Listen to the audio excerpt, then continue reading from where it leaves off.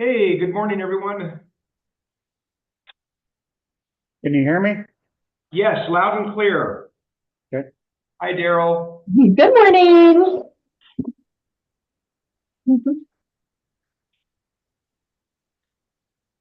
Daryl, you're ready for some more parking lots, aren't you? I am. Because then I get to order more signs. We're live on YouTube now, just a heads up. You're kind of like our sign manager. You're the manager of all the port signs. I never dreamed of such a title. Yeah, other duties as assigned. I have Melissa helping me now. That is true. That is true. Yeah. Well, it looks like we've got our property manager selected. She seems really awesome. Yes, she's got a great background and Kevin, yes. we're live on YouTube, just a heads up. Okay, great. Thank you.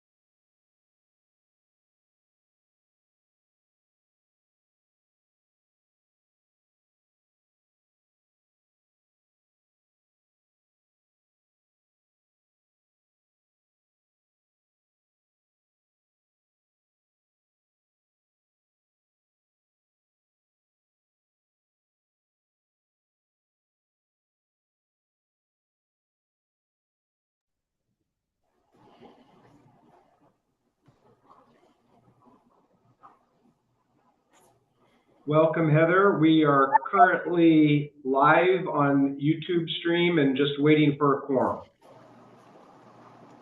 Okay, once again, my computer isn't showing video for some reason.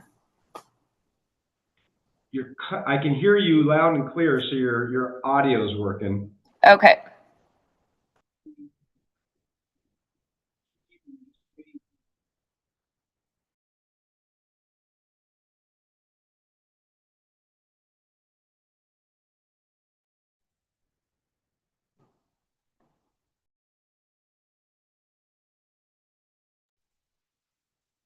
Hey, Kevin, Catherine's trying to sign on and she says she can't get any, there's nothing there. There's nothing live.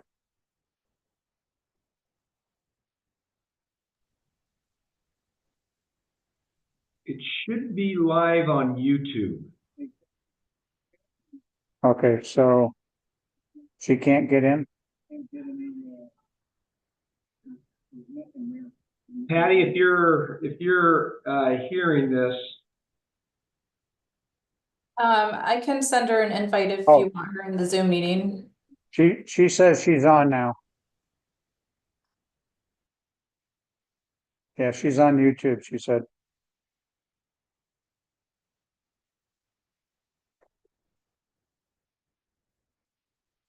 Sorry, I was a little bit late. My apologies for that. We can go ahead and get started here. I call this meeting to order. First topic on the agenda is going to be nominations.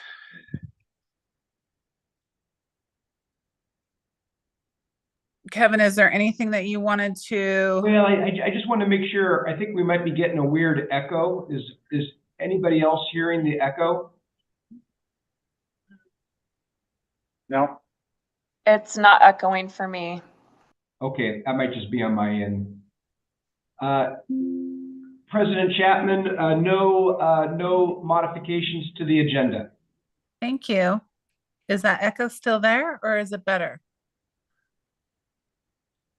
I think it's better. You can go. Okay, perfect. All right, so first order of business is going to be the nomination for the HRW SBA Hood River White Salmon Bridge Authority.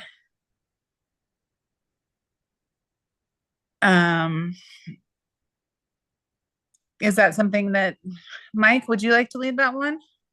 Yeah, I would recommend that the board strongly consider recommending Catherine Thomas as our nominee to the White Salmon, Hood River White Salmon Bridge Authority.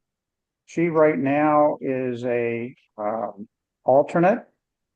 And with my departure, I would highly recommend that we suggest that she take over my particular position as a full commissioner. I've worked with her now for about 2 or 3 years. She's part of the engineering construction committee. She's also very much involved in negotiating with the tribes directly. And we've sent her back to DC a couple weeks ago to advocate with Michael Shannon and Jake Anderson, who is another commissioner, for federal funding. She presents herself extremely well in the public. She's very articulate. She has a great common sense approach to problem solving, understanding issues. I just can't say enough about her. I highly recommend her.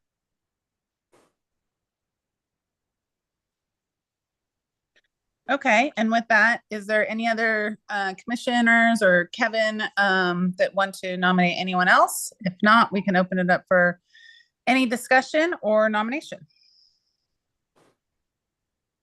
I'd second Commissioner Fox's nomination. Okay, without discussion, all in favor? Aye. Aye. Aye. Abstain. Chapman, aye. So let's see. There was an abstention. Yeah, that was me. Commissioner, for the record, do you want to share your reason for the abstention? Yeah, absolutely. I don't I don't have any issue or philosophical problem with the port making a recommendation. Just as an individual, I think if one of our commission wanted to serve on the Hood River White Salmon Bridge Authority, I would feel comfortable making a vote in that. But and I respect Commissioner Fox's opinion that he's formed of Catherine Thomas, but I don't feel that I know anyone well enough to make a recommendation for or against. So I'm just going to abstain. Thank you. Yeah. Mm-hmm. All right. Well, it looks like Catherine is selected, nominated 4-0. Staff will go ahead and get that letter out to the county. I think the deadline is we need to get it to them by tomorrow. So one recommendation for you, Kevin, the way you word the letter to me needs to show that Catherine's an alternate now, and what we're nominating her for is a full commissioner position. Absolutely. Thank you.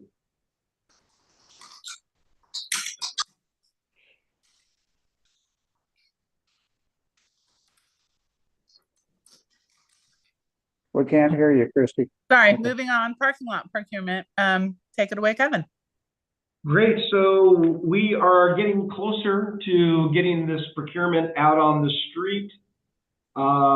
You should have received links to all of the documents. There's still some fine tuning to do, but I think we're conceptually, all of the documents are here. And so staff is looking for a motion to finalize the dates and get this thing out on the street based upon the comments from spring planning and in talking with Carlos and HRK. The project won't get completed by July 4th. And so the schedule shows that mobilization and construction will begin the day after Labor Day. Asphalt plants will be staying open or tend to stay open till mid-November. And so I don't think there's going to be any problem with the construction schedule getting that done before mid-November. Any questions by any commissioners? Go ahead, Ben. Kevin, I remember in our last meeting, Commissioner Fox brought this up and I reiterated it privately. What is the hard end date and what are the penalties for missing it? So, that's a good area for discussion. Commissioner Fox, do you have any recommendations for a daily penalty or thoughts on that matter? Well, to me, the reason why I brought up the penalties was trying to get the work done before July the 4th. Since we're pushing it off until the fall, and we're really pushing it outside now of the summer tourism window, I don't know if it really matters that much whether they slip a day or two or three or a week. Do we just want to make sure it gets paved this year and like we have to do it before the? Yeah, so maybe what you do is if the plant shuts down November 14th, maybe you say we want it done by November 1st. And if not,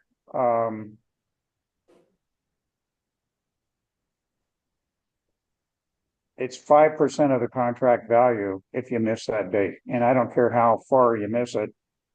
We just want you to be done this season. And does done include painting and striping and lighting and everything, or does done involve just getting the asphalt done and saying we ran out of time? Yep, it's done. We've signed off. The port has signed off that it's complete. They don't have to come back out the next spring. Final completion. Got it. I think that's fair and reasonable. We don't want to extend this going out another season. So I've got one other question that just hit my mind on this. And Kevin, especially the lot that's, and I forget the address, but it's the one that's closest to the river. Yeah, Portway. Is that basically lot, is that something that we would consider in 6F? And for the rest of you, we're gonna have to, we jointly, big picture, we've got to find equivalent land that we're taking out of service by moving the port office and putting the new bridge in there.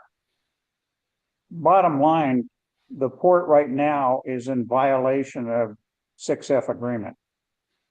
And it's not any of our fault, but we just missed it over the years years ago when we got that grant for $7,000, we didn't totally realize what that meant. So right now we're in violation of that law with where the port building goes. So we basically have to find equivalent land area that could replace that land. And that land basically has to go into a recreational area other than the area coming in with the new bridge. If I'm reading that right, Kevin.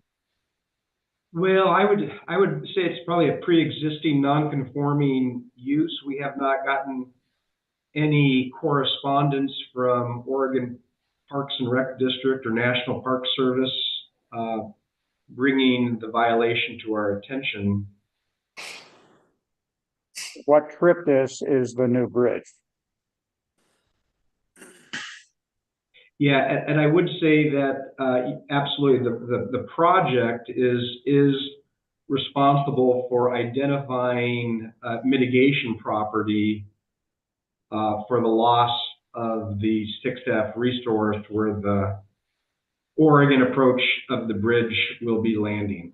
Well, we can argue about that, but I think if you look at it big picture jointly, my question is, by paving that one particular lot, could that lot have been designated equivalent for or 6F?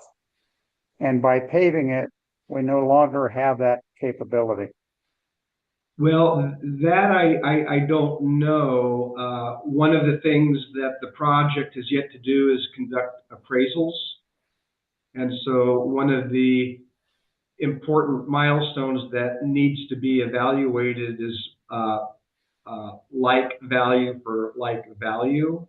But assuming that both parcels had equivalent value, right now, half of the parking lot is in light industrial and half of it is in open space, public resource designation. So you could make the argument that the half of the parking lot that's in the light industrial zone could be used as mitigation for that 6F conversion.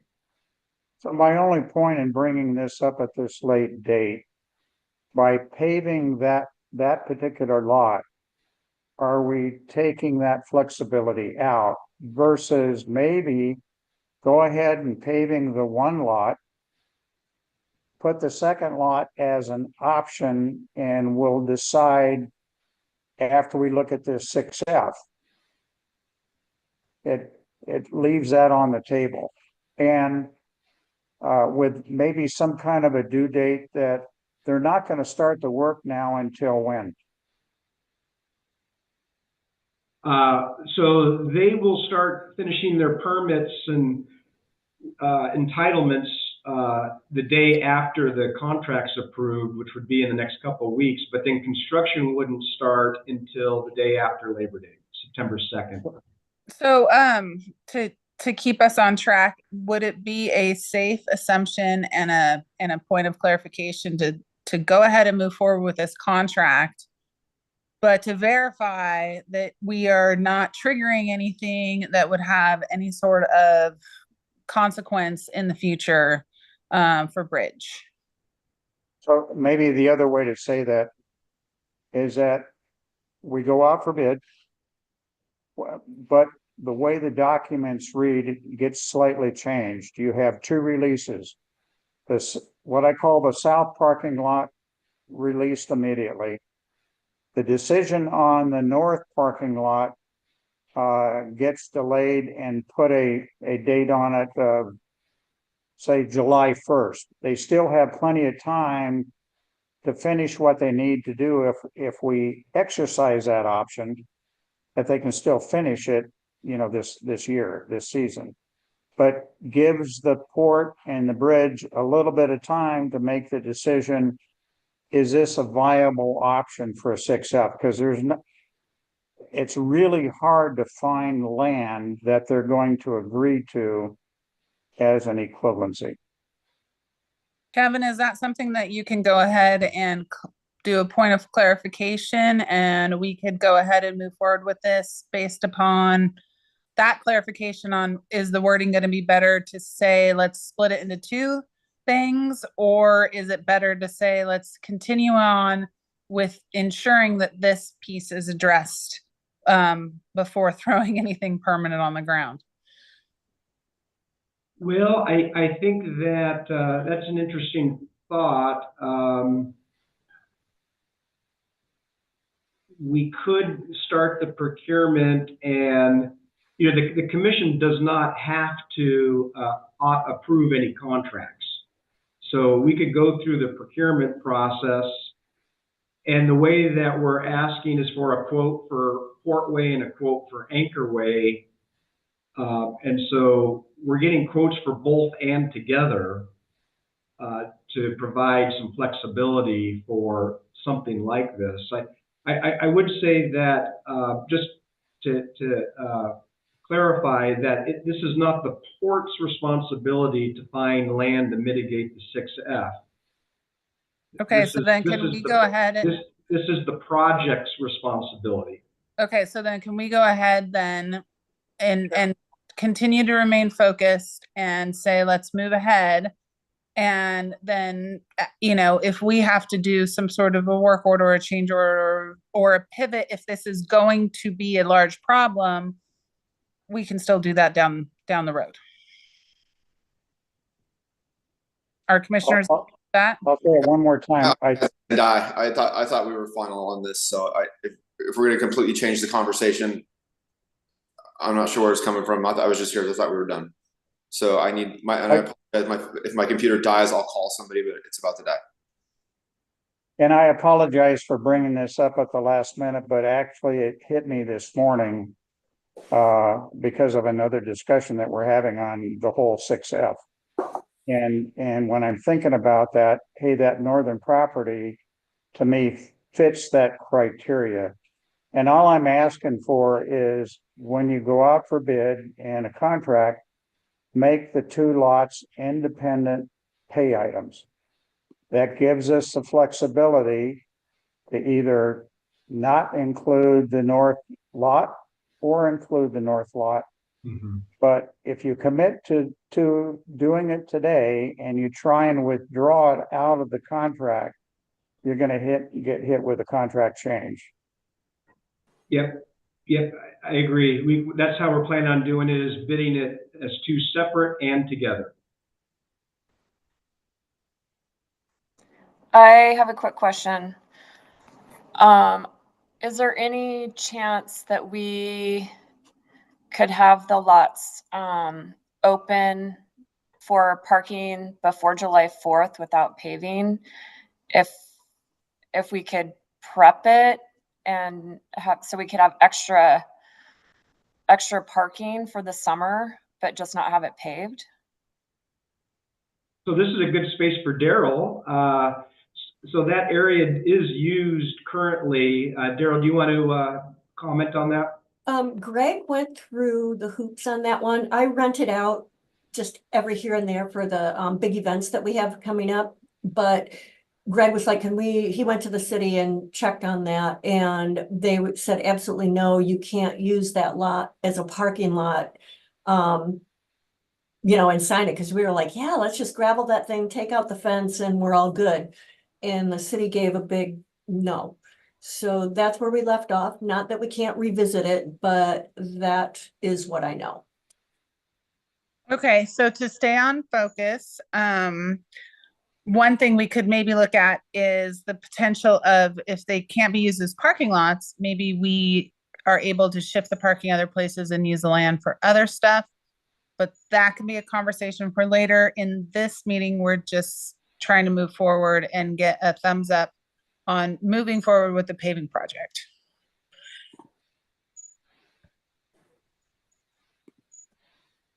Any other questions or discussion? If not, can I get a motion?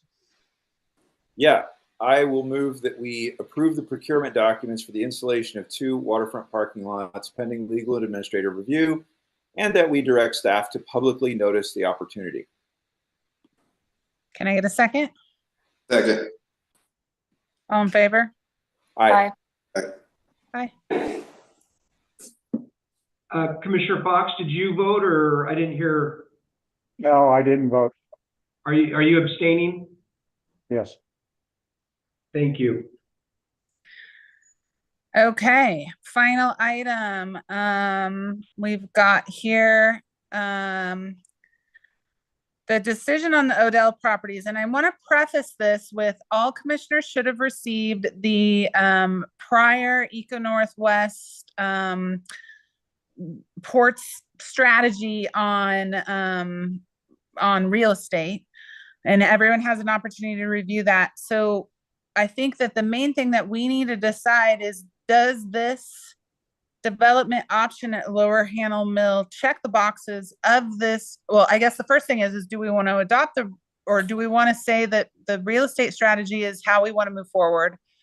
If it is, does the Lower Handle Mill check off the boxes to trigger that real estate strategy? Is that correct, Kevin? Yep, that's exactly right. We had, the port has been looking at doing some storage units out there. We did get a good response that the entire parcel will not need to be asphalted. It just needs to be dust free, but that any pre-application meetings with the county are 5 to 6 months out. And so, Jeff Renard is continuing to work on that, but this policy is in place, and so I did feel compelled to bring that to your attention. I've talked to Commissioner Shepard about the funds from a sale here could go to jumpstart the roundabout. Those funds could also be placed into the local government investment pool at 5%, and that could be an endowment for offsetting parks costs. So there's also, what do you use with the proceeds upon a sale? So that's the main reason for bringing this to you, is just to see. I think it is available for sale. I think the policy does allow for that. So it's just a question on whether the commission would like to do that, proceed with the storage units, and if you do want to sell it, what should those proceeds be used towards?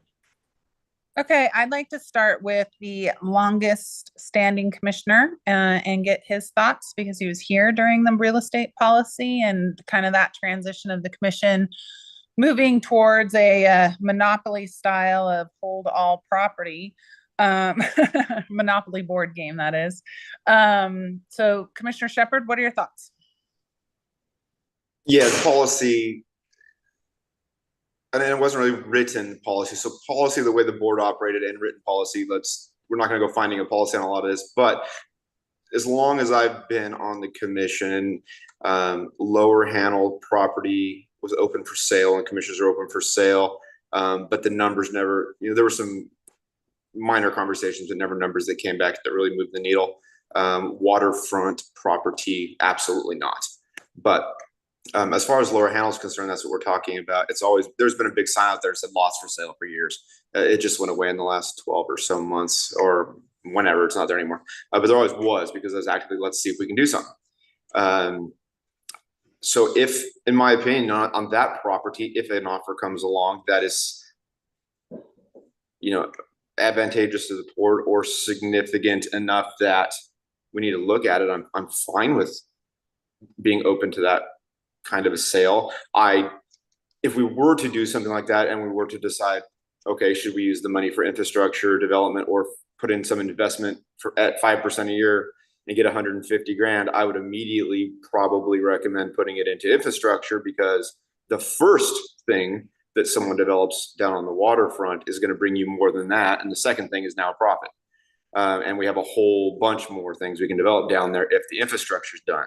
So that conversation is easy. The harder one is, do you want to sell something? So while I would probably shy away from being interested in selling, I'm not talking about developing, but selling land on the waterfront, I'm open to it if it's advantageous for the people of this community and for this port to look at Lower Handle. So. Okay, and then that would be Commissioner Fox. Your thoughts and ideas? Well, the question that I have, and I know there's a couple of companies, I guess, interested in the lots. Are we talking about all 4 lots, or are we talking 3 lots? And do we want to establish do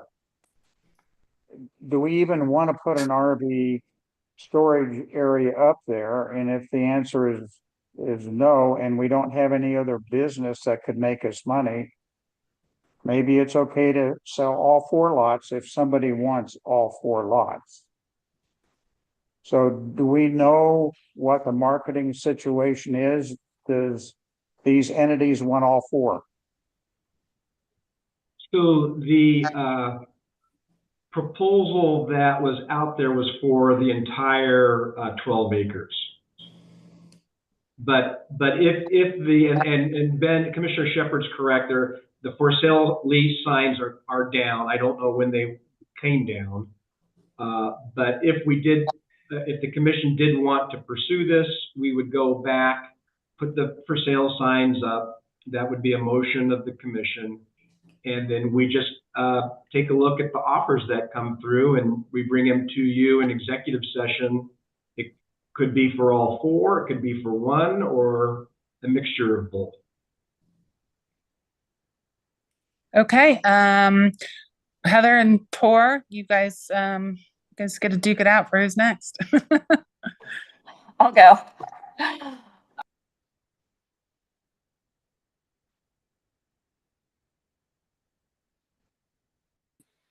I thought Heather said she was going, but maybe not. Heather, you're on mute. I'll go ahead and go. Oh, sorry, I didn't realize I muted myself. That's okay. Go ahead, Tor. Okay. So I read over the 2018 real estate strategy report. I appreciate the work that was done at that time. And the way that it was assessed, I think, is a very sensible one. And the Lower Handle Mill sites were identified as sell. And that assessment makes sense in light of everything I've seen since I've been on the commission. We had, what was it, Business Oregon, or I think, that did an assessment of what the light industrial demand was at that site, which was pretty much not. And then we have, struggled to find something that we can do there that will be beneficial. I'm not against storage. I think that's a reasonable option to consider, but it's not exactly a job creator. So for me, all the criteria line up, and I think that the real estate policy looks good, and I think that we should consider any offers that we receive for that property. All right, Heather, you're up. Okay. So the number 1 thing under the policy consideration was balanced financial return with other economic development objectives. So it's kind of, I feel like if we just hold on to it and we don't do anything with it, we're not getting any financial return, and we're not helping with economic development. So if we're just going to sit on it, I think we should give somebody the opportunity to do something with it. If we were gung ho to go forward with the storage and it made sense and we're gonna make money to put into other areas to help support, I don't know, the waterfront and everything else that needs support, that makes sense. But I feel like we just keep sitting on it and it's not doing anything for us and it's not doing anything for our constituents or potential development objectives. Great. Thank you, everybody. My chime in is I do agree with everyone. We have to look at job creation, who's going to create the best jobs. We have to look at when something's sitting, it's actually losing money instead of working and making money. So it sounds to me, and Kevin, you can correct me if I'm wrong, but it sounds to me that we have a clear direction to move forward in entertaining offers for Lower Hannah Mill. Could somebody make a motion for the record, please?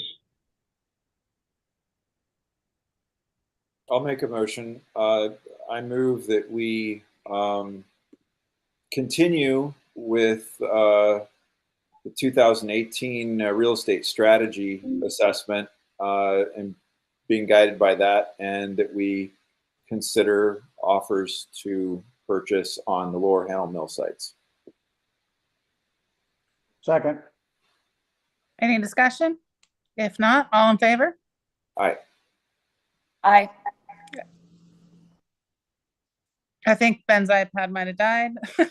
Ben's a yes. Okay. I think I heard five ayes. Okay, for the perfect. record. Ayes. Okay. So Commissioner Chapman, just do you want to talk about where these proceeds should go, or do you want to put that off for a different meeting or time? I mean, I think that it kind of depends upon what comes in. If it's for a full thing, if it's, what are we talking about here? It might guide our conversation on what is the best way to put that money to work for us. But I do think that we all agree with Ben that infrastructure is incredibly important and probably should be a priority. But I would want to entertain that as an offer came in. Yeah, let's get the place sold first. Then we'll spend the money. All right. Well, it sounds like there's consensus to not tackle that topic right now. Staff will get going, put the signs up, and if we get any offers, we'll bring those to you. Those will be reviewed in executive session. Thank you, everybody. Is that all? That's all from staff. All right, everyone adjourned.